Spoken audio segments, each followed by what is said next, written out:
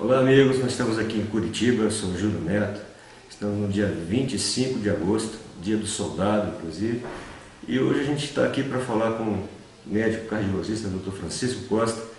Aliás, eu falando do dia do soldado, um dos assuntos é relacionado com o heroísmo mesmo, ou pessoas que se destacam na sociedade, né?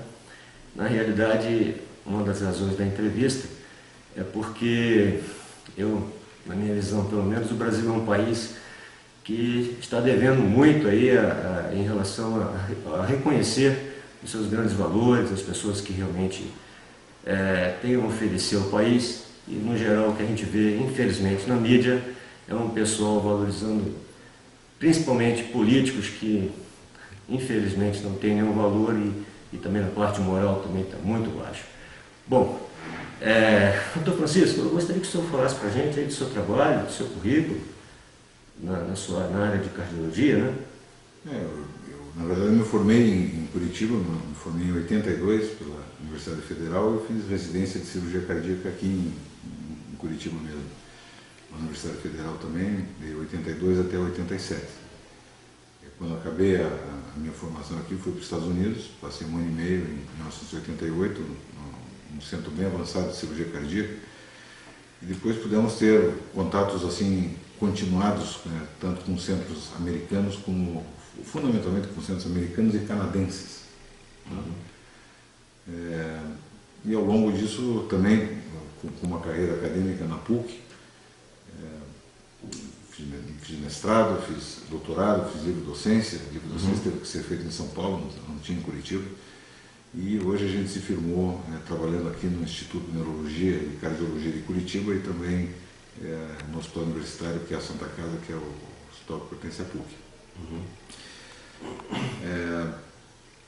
Durante, talvez mais especificamente, até com relação à tua operação, digamos assim, você falou do Brasil, não?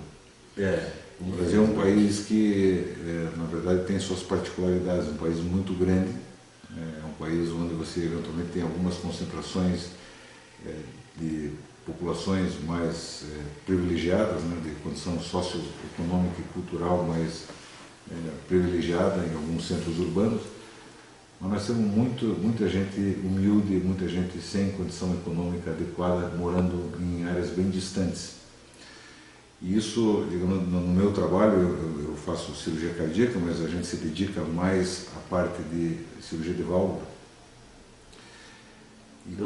Desculpa cortar, mas hoje em dia ainda continua sendo a sua equipe a única do Brasil que faz a cirurgia de voz? Não é a única. Existem alguns outros centros que fazem isso de uma forma relativamente esporádica, mas é a única que eu acho que faz isso consistentemente ao longo dos últimos 20 anos. A gente começou a fazer isso agora, faz exatamente 20 anos que a gente faz cirurgia de voz. E teve início com o convênio da Alemanha, correto? Não, isso foi no meio do caminho. A gente foi aprender a técnica de cirurgia de voz no Canadá.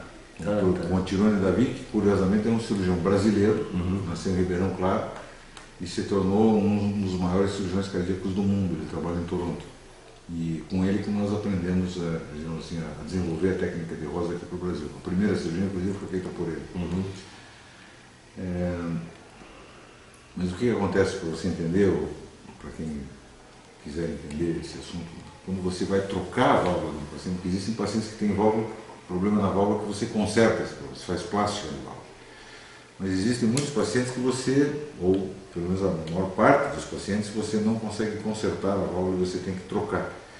E aí você sobra fundamentalmente com duas opções, que são próteses biológicas, que é a válvula do porco, a válvula do boi, e válvulas metálicas, que são válvulas feitas a partir de uma liga metálica especial. E ambas com muitas complicações, né? Todas essas duas técnicas. As duas são válvulas boas, mas elas, infelizmente, elas têm uma série de limitações que impõem problemas ao paciente no longo prazo. A válvula biológica, ela dura pouco, né? Especialmente no jovem, ela dura muito pouco. 10, 15 anos no máximo. Em pacientes abaixo de 30 anos, nem isso. Em adolescentes, talvez 6, 7, 8 anos. Então, você imagine você pegar um paciente jovem de 20 anos, com 28 ele tem que reoperar, com 36 reoperar de novo, com 45 Então você submete o paciente a múltiplas operações. É difícil. Então, existe um consenso de que você não deve colocar válvula de porco ou válvula de boi em doente muito jovem, a não ser em situações muito específicas. Inclusive de rocha também parece que não é indicado para criança, né? Ela é indicada. É indicada? Ela é indicada. Houve um tempo que havia parece que, não sei, eu li a respeito, que havia uma durabilidade menor em criança, isso não está superado? Deixa eu só concluir para você entender. Então a opção passa a ser válvula de metal. A válvula de metal tem a possibilidade de durar a vida inteira. A gente sabe que não é bem assim. Tem muitos pacientes que têm válvula metálica que por vários motivos precisam de uma nova operação. Mas o grande problema é que ela forma coágulos de sangue. Então o paciente tem que entrar num regime de anticoagulação, deixar o sangue fino para não formar o coágulo. E mesmo fazendo tudo direito, eles têm uma chance de pelo menos 1% ao ano de fazer um coágulo que vai para a cabeça e dá um derrame, e mais 1% ao ano de fazer uma hemorragia mais séria em decorrência do uso do anticoagulante. Se eu somar isso, 1 mais 1 dá 2. 2 vezes 10 anos dá 20, 25%. Aí acaba sendo um risco alto, né? 10 anos depois, você tem 20% de pacientes que eventualmente ficaram inválidos, hemiplégicos por problemas, que eu acho que é um preço muito caro para você pagar. E aí eu volto à situação do Brasil, quer dizer, essa estatística que eu estou te falando é uma estatística americana, ou uma estatística europeia, de países que conseguem controlar a sua população melhor. Se você pegar a nossa população de pacientes carentes, que a gente se referiu no começo, eles não conseguem fazer anticoagulante, eles não têm acesso a remédio, eles não têm acesso ao laboratório e nem têm condição cultural de compreender isso. Então, essa incidência de complicação, no mínimo, dobra. Então, 10 anos depois, você vai ter 35, 40% dos pacientes com problema. Então, isso foi o estímulo para que a gente desenvolvesse várias técnicas, incluindo o implante de homo-enxertos, que é colocar uma válvula órtica direto em posição aórtica, ou a operação de Ross, que é essa troca, de usar a válvula pulmonar em posição aórtica, e aí usa uma válvula humana no lugar da pulmonar. Essa costuma ter um resultado bom, né? Ela não é perfeita, né? Ela também pode ter alguns problemas, e ela é uma cirurgia que ela tem sido combatida na maior parte dos centros, porque ela é uma cirurgia que necessita de um expertise técnico, não só do cirurgião, como da equipe inteira que trabalha, anestesia, UTI, etc. É muito trabalhoso, né? Então, digamos assim, se a equipe não está adequadamente treinada para essa operação, o resultado imediato não é bom. Eles têm uma série de problemas. Então, digamos assim, os centros realmente fogem dessa operação. Mas existem vários centros no mundo, não muitos, mas existem alguns centros importantes no mundo que se dedicam a essa operação. E a gente se reúne em alguns encontros específicos de operação de Ross e alguns dados são importantes. Se você pegar o resultado tardio, porque o sucesso de uma operação não é operar o paciente e o paciente sair vivo do hospital. Isso digamos assim, é quase que uma obrigação. E aí a mortalidade imediata, né, digamos, a mortalidade imediata é a mortalidade hospitalar ou nos primeiros 30 dias. Ela forçosamente é bastante baixa. Mas o que interessa é o resultado de longo prazo. 1%, 2% no máximo é mortalidade na cirurgia, né? Hoje, para doente aórtico jovem, a gente quer mortalidade abaixo de 1%. Né? Mas o que interessa é no longo prazo. Então, o resultado que as pessoas hoje comparam em medicina, você compara qual é o resultado de uma determinada terapêutica contra a população normal, para o mesmo sexo e idade. A única operação de troca de válvula aórtica que dá até 20 anos de evolução, sobrevida fundamentalmente semelhante à população normal, é a operação de Ross. Então, no nosso próprio trabalho, com 20 anos de evolução, você tem uma sobrevida que é em torno de 90%. Que já é ótimo, né? Se você pegar válvulas biológicas ou metálicas, a sobrevida cai para 70%. Então você vê que tem uma diferença de 20% que é muito significativa. Com certeza. Então, digamos assim, esse só isso já é um aspecto, assim, digamos assim, mais do que relevante para que você continue fazendo esse tipo de operação. E especialmente no nosso meio. E quando essa operação é feita em centros que têm essa expertise técnica correta de fazer essa operação, a necessidade de reoperações também é muito baixa. Menos de 10% dos pacientes precisaram. Alguns pacientes precisam. O autoenxerto pode dilatar, o homoenxerto pode retrair, pode haver endocardite, enfim, essa operação também tem seus problemas. Mas controle, né? A chance é muito pequena. Uhum. Mas, doutor, você tocou no ponto aí, a respeito de seus colegas, né, e hospitais, né, que é o que eu vivi, vamos dizer assim, na minha prática, né, quando eu tive problema, isso em 2002, que fiquei 2 anos, né, até que eu fui operado pelo senhor, né. E naquela época já eu não fiquei satisfeito com o que me apresentavam, com o que os médicos me apresentavam, que eram apenas essas 2 opções. Somente, e até eu acho que isso persiste, acho que diminuiu com o tempo, mas persiste até hoje. Eu vejo que ainda tem muitos médicos, não apenas de outras especialidades, cardiologistas inclusive, que praticamente desconhecem, não vou dizer desconhecem, mas desconsideram talvez, e quando tem um paciente que eventualmente ele poderia ter um resultado muito melhor através de uma cirurgia de Rose ou de um enxerto simples, né? E eventualmente o que eu tenho visto é que isso parece que não é apresentado ao paciente e muitos nem conhecem, nem sabem.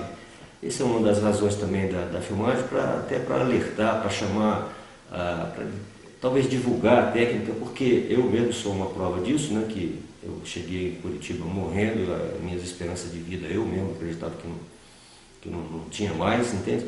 E foi uma operação, apesar de eu ter tido complicações em função aí acho que da minha mesmo, das minhas atitudes que não foram muito corretas, do meu, vamos chamar de relaxamento mesmo, mas eu mesmo sou uma prova de que é uma técnica ótima e eu acredito que ela deveria ser muito mais divulgada. Infelizmente eu não vejo isso acontecendo. Dentro da própria área de medicina, me parece que colegas seus, doutor, estão deixando aí a desejar. Não sei se o senhor concorda com o que está acontecendo, com o que eu estou dizendo. Veja, eu tenho uma tendência, porque na medicina a gente chama isso de bias, ou tendência. Quando você, na tua cabeça, você favorece um determinado tipo de procedimento, você tem uma tendência, né? Você é tendencioso por um lado. Eu tenho essa tendência porque a gente se dedicou a essa operação e, como você sabe, nesse tipo específico de operação, a gente chama todos os doentes de volta, todos. Quando eles não querem vir, a gente liga e insiste. Você deve saber que a gente fica ligando e chamando os pacientes, venha fazer exame, eu quero saber. Então a gente tem cientificamente bem determinado que resultados a gente consegue obter com esse tipo de cirurgia. Estou super satisfeito, eu não tenho dúvida que essa operação não é para todo mundo, não é para todo paciente. Uhum. Mas existe uma gama muito grande de pacientes que poderiam estar sendo operados com essa técnica e que não são.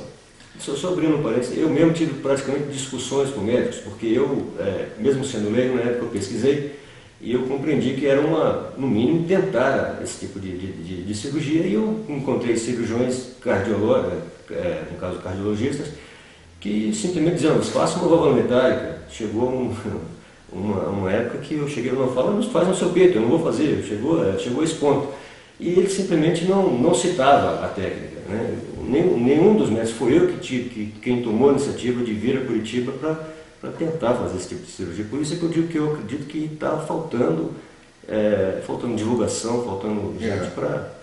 Bom, em relação a esse tipo de coisa, acho que só com o tempo mesmo, né, que vai talvez expandir para outras áreas do Nordeste, não sei, né, e outras áreas do país. Né? Curiosamente, o segundo centro que mais fez cirurgia de voz no Brasil é em Fortaleza. Não sabia. Um colega meu, o Dr. Valdester, ele tem 80 casos, não sei se agora não tem, até um pouco mais, mas ele tinha, a gente está com 500 casos. Uhum. O Valdester tinha 80 casos, Recife também faz cirurgia, Dr. Carlos Moraes. Mas, doutor, Dr. Fernando Moraes. Desculpa, eles têm banco de válvula também? Não, a válvula sai daqui e vai para lá. Só aqui em Curitiba. O banco de válvula, o único banco de válvula é aqui na PUC. Mas essa válvula está disponível para o Brasil inteiro. As doações vêm do Brasil inteiro e são distribuídas para o Brasil inteiro. Criopreservadas ainda, né? Essa é a técnica. Hoje, aí quando se falou da Alemanha, nessa operação de Rosa a gente coloca uma válvula humana no lado direito do coração. Essa válvula era até 10 anos atrás criopreservada, é uma técnica de congelamento. É que eu teria feito no caso, em 2004, né? A tua válvula é dessalariada? 2002? 2004. 2004 nós já estávamos trabalhando com as descelularizadas. Então deve ter sido. Com o grupo da Alemanha, que foi quando a gente começou. E de 2005... Não, na época o senhor me falou, lembro, foi essa mesmo. Não é criopreservada. Não é crio. De 2003, 2004 nós trabalhamos com o pessoal da Alemanha, que já tinha essa tecnologia e trouxe essa tecnologia para o Brasil. E a partir de 2005, com a nossa tecnologia local, a válvula descelularizada. Então, até então, essa válvula criopreservada ela pode despertar uma reação imunológica. E alguns pacientes precisaram reoperar o homoenxerto pulmonar, porque a reação imunológica foi um pouco mais forte. Dentre os avanços técnicos veio essa tecnologia de descelularização, que desde 2005, então, a gente só implanta a válvula descelularizada e com isso a rejeição fundamentalmente, não digo que desapareceu, mas ela é mínima. É inédito, doutor, em termos de implantes, ou existe algum transplante de órgão, de outro órgão que receba o mesmo tratamento?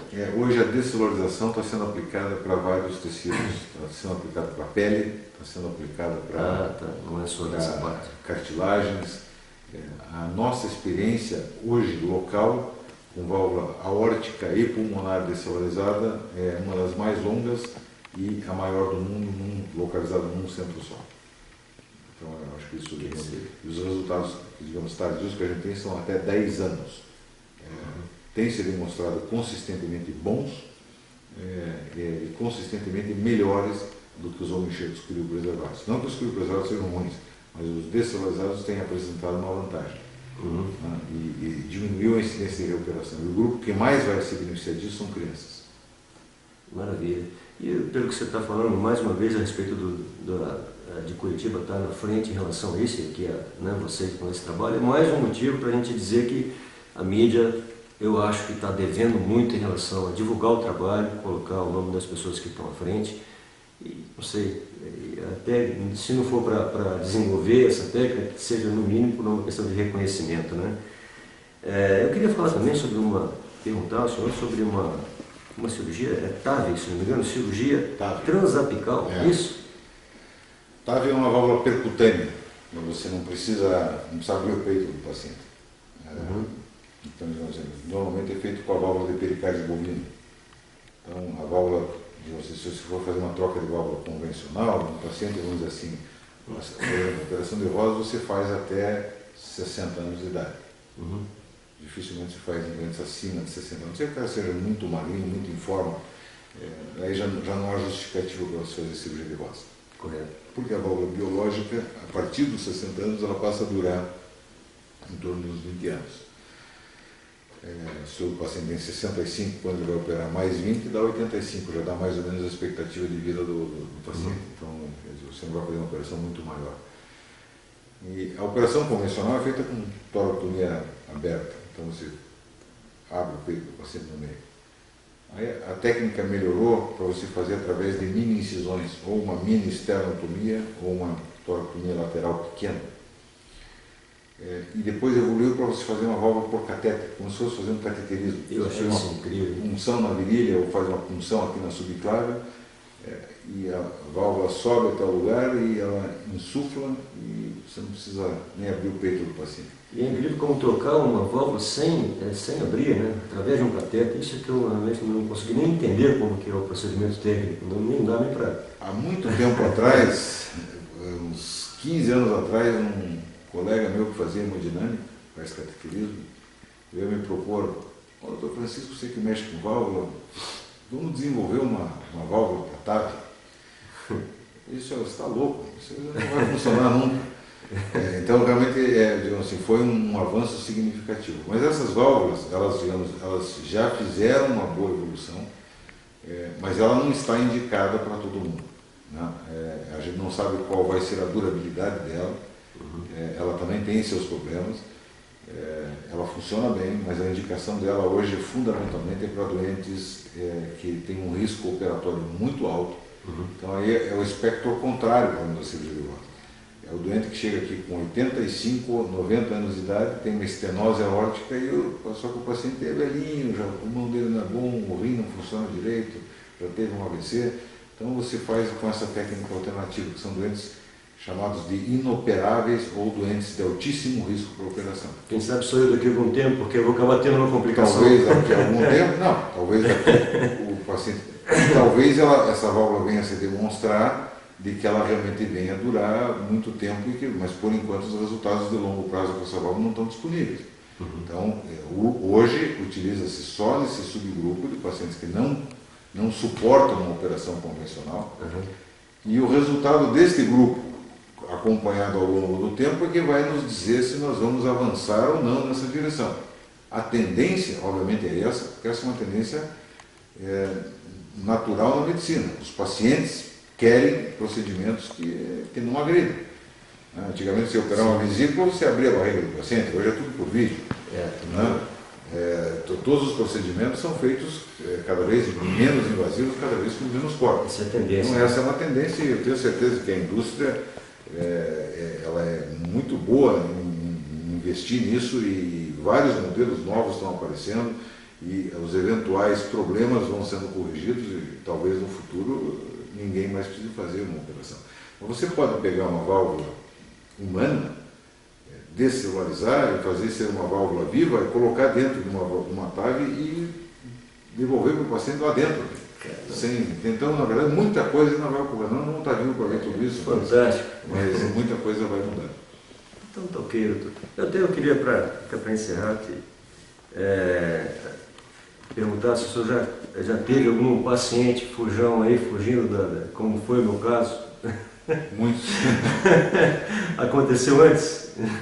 Veja, o paciente, quando recebe a notícia que precisa operar o coração, mesmo que seja uma operação simples, muitas vezes tecnicamente é uma operação fácil de fazer, num centro bom, o risco da operação é muito pequeno, mas quando você fala em operar o coração, o paciente sempre associa com vida ou morte.